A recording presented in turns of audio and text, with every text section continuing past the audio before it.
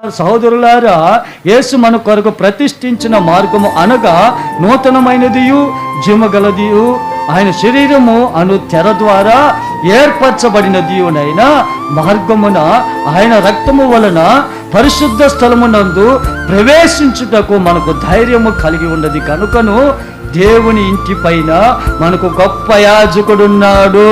ఆమేన్. మనకు గొప్ప యాజకుడున్నాడు. ఆమేన్. మన సంఘములో ఎవరున్నారండి? గొప్ప యాజకుడున్నాడు. మన దేవుడున్నాడు. మన దేవుని ఆత్మ ఉంది, పరిశుద్ధ ఆత్మ ఉంది. హల్లెలూయా, హల్లెలూయా.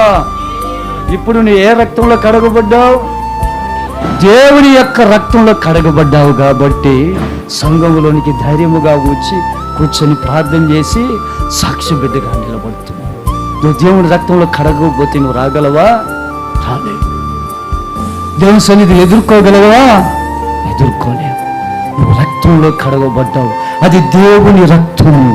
నువ్వు ఏ రక్తంలో కడగబడ్డావు తల్లి? దేవుని రక్తము, యేసయ్య రక్తము.